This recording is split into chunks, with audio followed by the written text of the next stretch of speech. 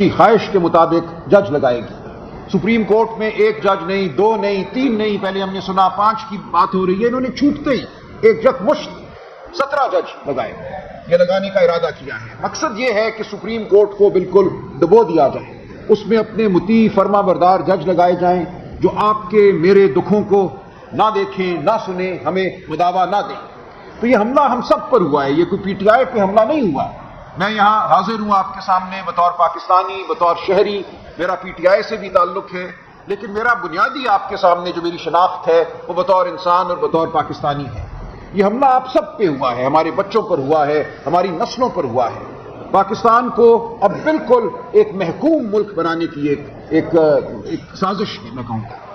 خواہش یہ ہے کہ کوئی بھی یہاں پہ نہ بات کر سکے، وہ صحافی ہو، وہ وکیل ہو، وہ سیاسی ورکر ہو، ہر ایک خوف میں رہے، ہر ایک کو یہ پتا ہو کہ اگر مجھے اٹھا لیا گیا، میرے ساتھ اگر وہ ہوا جو انتظار پنجھوتا کے ساتھ ہوا ہے، اس سے پہلے لاتعداد لوگوں کے ساتھ ہوا ہے، وہ عمران ریاض ہو، وہ ارشد شریف ہو، تو کوئی مداوا نہیں ہوگا۔ اب نہ کوئی ایسی عدالت ہوگی جہاں ہم دروازہ کھٹکھٹا کر یہ محسوس کریں کہ یہاں کوئی ایسا بیٹھا ہے جو آزاد روح رکھتا ہے، جو آزاد ذہن رکھتا ہے، جو ہمیں کوئی ریلیف دے گا، ہمیں انصاف دے گا۔ وہ دروازہ اب ہم پہ بند کر دیا گیا ہے۔ اب اگر میں اٹھا لیا جاتا ہوں، آپ اٹھا لیے جاتے ہیں، تو ہمارا حشر وہی ہوگا جو انتظار پنجھوتا کا ہوا، وہی خوفزدہ چہرہ، وہی پتھرائی ہوئی آنکھیں، وہی سہما ہوا وجود۔ تو کیا یہ ہے ہمارا مستقبل؟ کیا ہم پاکستانی اس لیے پاکستان میں ہیں؟ کیا اس ملک کا وجود اس لیے آیا تھا کہ آپ اور میں بھیڑ بکریوں کی سی زندگی گزارے، چونٹیوں کی سی زندگی گزارے؟ تو یہ ہے آج ہمارے سامنے سوال کہ ہماری زندگی یہاں سے آگے اب کہاں جاتی ہے بطور پاکستانی، بطور انسان۔ بھول جائیے ایک لمحے کے لیے کہ پی ٹی آئی کوئی سیاسی جماعت ہے، یا میں پی ٹی آئی کی جانب سے آپ کے سامنے بیٹھا ہوں، میں بیٹھا ہوں، لیکن میں آپ سے یہ کہتا ہوں کہ اب ہمیں ان سیاسی تفرقوں سے اٹھ کر آگے بڑھنا ہوگا بطور قوم۔ ہمیں انتظار حسین پنجھوتا کے چہرے کو سامنے رکھنا ہوگا، یاد رکھنا ہوگا کہ یہ ہم سب کا چہرہ ہے۔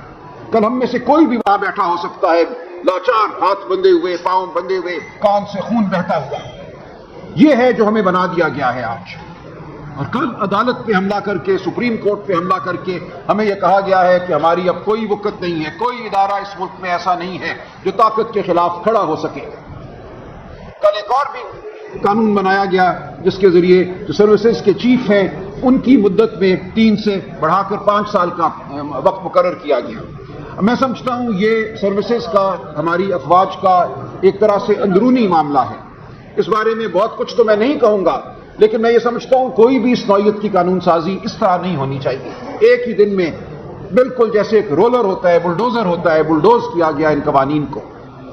رائے لی جانی چاہیے تھی سروسز کے اندر، اس کا کیا اثر ہوگا مورال پر۔ وہ لوگ جو توقع لگائے بیٹھے تھے، جو اپنے کیریئر کے حوالے سے کوئی خیالات رکھتے تھے، بہرحال یہ ایک واقعہ ہے جو ہو گیا، ہم اس کے ساتھ آگے بڑھیں گے۔ لیکن اصل مزاحمت ہماری جو ہے وہ عدلیہ پر جو حملہ ہے اس کے حوالے سے ہوگی اور ہونی چاہیے۔ ہماری مزاحمت جو ہماری انسانیت پر، ہماری خودداری پر، ہمارے وجود پر کیا گیا، جس کا جیتا جاگتا نمونہ انتظار حسین پنجھوتا کا چہرہ ہے، ان کے ساتھ جو ہوا یہ ہم سب کے سامنے رہنا چاہیے۔ تو ہمیں اب بطور قوم یہ فیصلہ کرنا ہے کہ کیا اب ہم خاموش، بالکل مطیع فرما بردار، ڈرے ہوئے، سہمے ہوئے انسانوں کی طرح آگے بڑھیں گے؟ انسان کہنا بھی اب شاید ہمارے لیے ایک زیادتی ہے۔ کیا ہم انسان ہیں؟ کیا ہم کوئی وجود رکھتے ہیں، کوئی رائے رکھتے ہیں، کوئی عزت رکھتے ہیں، کوئی آزادی رکھتے ہیں اس ملک میں، یا ہم ایک محکوم قوم ہیں؟ یہ ہمیں فیصلہ کرنا ہے۔ عمران خان صاحب تو دہائیوں سے حقیقی آزادی کا نعرہ لگا رہے ہیں، انہوں نے آپ کو یہی بتایا ہے کہ تم آزاد نہیں ہو اس ملک میں۔ ہم نے انگریز سے تو آزادی حاصل کی تھی سن 47 میں، لیکن کیا ہم یہاں کی اشرافیہ سے آزادی حاصل کر سکے ہیں؟ کیا یہاں کے وہ بالادست طبقے جنہوں نے ہمیں، ہمارے بچوں کو دبائے رکھا ہے، وہ ہمارے اسکول ہوں، ہمارے ہسپتال ہوں، ان کی حالت جو ہے وہ ہمارے سامنے ہے۔ اس وقت 5 سے 16 سال کی عمر کے 8 کروڑ بچے اس ملک میں بستے ہیں، ان میں سے صرف 1 ملین بچے، 10 لاکھ بچے بیکن ہاؤس، سٹی اسکول، اس قسم کے اسکولوں میں جاتے ہیں۔ باقی 7 کروڑ 90 لاکھ بچے کہاں جاتے ہیں؟ ان کو کیا تعلیم دی جاتی ہے؟ ان کی صحت کا کیا خیال رکھا جاتا ہے؟ یہ ہمارے سامنے ہے۔ ہمارے بچے آج مایوس ہیں، ہمارے نوجوان آج مایوس ہیں۔ وہ سمجھتے ہیں اس ملک میں نہ قانون ہے، نہ احترام انسانیت ہے۔ آج وہ اس ملک میں رہنا نہیں چاہتے۔ ہمارے وہ دو دوست جنہوں نے 10 12 15 سال اس ملک میں لگائے ہیں, کوئی اپنا کیریئر بنانے کی کوشش کی ہے, آج وہ بھی اس ملک کو چھوڑ کر بھاگ جانا چاہتے ہیں. تو کیا اس طرح ترقی ہوا کرتی ہے قوموں کی؟ کیا اس طرح ہم معاشی فلاح پائیں گے؟ ہمیں کہا جاتا ہے کہ ہمیں فلاں ملک سے بھیک مل گئی, ہمیں IMF سے کچھ پیسے مل گئے, اب ہم دوڑیں گے. یہ بے وقوفی ہے. ایک سہمی ہوئی قوم, ایک ایسی قوم جس کا ریاست کے ساتھ رشتہ ٹوٹ چکا ہو, وہ ترقی نہیں کر سکتی. آپ نے اور میں نے, ہم سب نے مل کر اب اس رشتے کو دوبارہ جوڑنا ہے.